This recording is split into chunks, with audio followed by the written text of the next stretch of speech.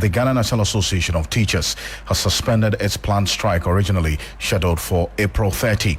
This decision comes after President Mahama directed the Ministry of Education to address concerns relating to teacher promotions. Acting through the Minister of Education, Yaa-Na, the President directed the ministry to be swift in addressing the concerns raised by the Ghana National Association of Teachers. According to figures from the Ghana Education Service, out of 54,000 teachers awaiting promotion this month, 50,000 have already been promoted. Additionally, 579 out of 1,579 teachers previously removed from the payroll have now had their names reactivated. First, let's hear from the Education Minister on the concerns that the Ghana National Association of Teachers raised earlier. Permission of Mr. President, as his address, and a number of you here are teachers. One of your major concerns the President just referred to me is that in his campaign rounds, many of you who are Deputy Director Generals of Education suffer to hold a ladder above you to become directors because of the unavailability of office space. President John Dramani Mahama has directed the GES and the Ministry of Education that henceforth all those deputy directors be given their legitimate promotion, but accept that even without offices, they will still serve the GES in the capacity of directors. Accordingly, a decision of his legacy as President of the Republic of Ghana.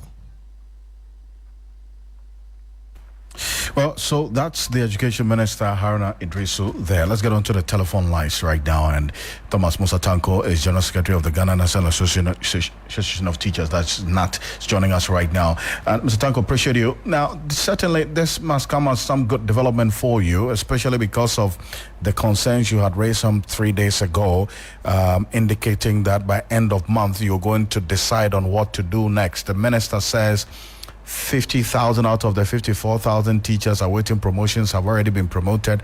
The rest are being worked on. And additionally, 579 out of the 1,579 teachers previously removed from the payroll have also now had their names reactivated. Good development? So, good evening to yourself, my friend Alfred, together with all your listeners. That's a very good thing and a good news for the teachers. And we want to use this opportunity to express our gratitude to His Excellency, the President of the Republic of Ghana, and also the Honorable Minister for Education, Honorable Haruna Idrisu. And we believe that this will go a long way to motivate the teachers to actually work towards the development of Mother Ghana. Be mindful of the fact that you remember recently, the President indicated that when you are 60 years, you have to proceed, which is in line with our own constitution, that a public officer, all things being equal, you are supposed to retire at age 60, unless maybe your services require that you go beyond that one. And that one is for even specific group of people, depending upon exigencies of the issues at stake.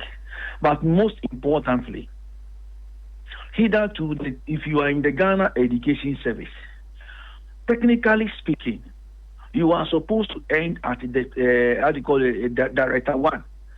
But the system has made it in such a way that you can only get to Deputy Director, but you cannot go to Director 2. And the reason why you cannot go to Director 2 is that there should be 3 conditions under which you can go to Director 2.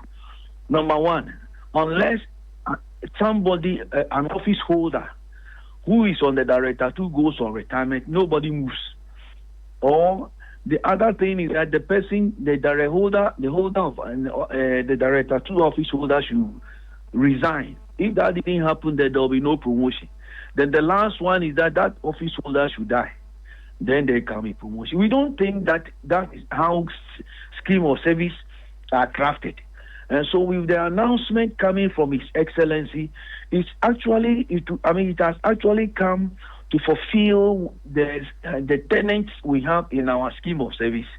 Now, teachers can write to Director 1, and when they get there, anytime deputy directors are needed, and we want to do the selection, they can easily become deputy directors and also director general, so that the issue of always going to the university to go and bring people there to come and head the service will be a thing of the past. So His Excellency the President, we say we are grateful to you and God bless you. Let me quickly also add this particular one, the issue of the deprived area allowance, the 20% that His Excellency also promised. Today, all those things came up, and we are really discussing it. The upgrading, like you yourself, you have mentioned the issue of the upgrading, the promotion. In fact, we have made a significant headway, and we think that we gave ourselves by the close of May to resolve all the outstanding issues. So we are grateful to His Excellency the President and the Sector Minister, Haruna Idrisu. I see. But then that also leads to apart from this, there were other concerns you say that were outstanding. Are these the only two? I mean, I'm talking about promotions and also the outstanding issues. We will need to work out the modalities of the deprived area allowance and also the decoupling of the director, the deputy director rank from an existing district or a political district, among other things. The other one or the other issues that we have, on the single spine, I want to look. It will shock you to know that when all the directors were on level 25, the Director General of the Ghana Education Service was on level 23. It was recently that our own DG was put on level 25, and we want to fight again before those on Director 2 being pushed to level 23. And when those directors were pushed, these things should have had some kind of a ripple effect on all the other ranks, but it didn't happen. We raised this thing with the previous government, and particularly the sector minister at the time, and the agreement was that we were going to work it out with the Fair Wages and Salaries Commission together with all the other stakeholders and getting that. But this time around, we've been given a firm promise based upon what has happened. We are to meet again to work all the outstanding issues in our agreement in the month of May, and we'll take it out from there. And then also talk about the raw allowances that you talk about for the teachers. What exactly? Yes, that's the deprived area allowance. Precisely. Now we did some work on it. The document was submitted to the then Director General and also went to the sector minister at the time. But with this particular development now, we will need to go back to the document and then take it out from there. And that is also coming to the table, God willing, next month as we start working on all the outstanding issues. It's also on the table so that teachers who accept postings to that pattern, to the difficult areas or to the deprived areas, certainly should have some kind of compensation or some kind of motivation and to go there and serve Mother Ghana and serve Mother Ghana very well. And on the matter of, you heard the minister talk about the president's directive. We didn't hear so much about timelines to them. Is it one that you're going to seek some clarity on exactly when these will be fulfilled? No, normally, the sector minister, they get involved in policy matters.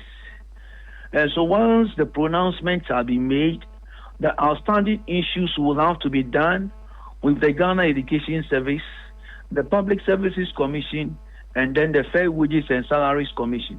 So these three bodies will have to meet and work in tandem with the Ministry of Education, and then we get it done.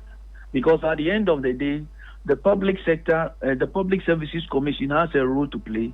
The Fair Wages and Salaries Commission, when it comes to the issue of remuneration and all those things, they work on it. And the Public Services Commission, like I have said, they essentially look at the issues of corporate governance, placement, who should be where, and all those things.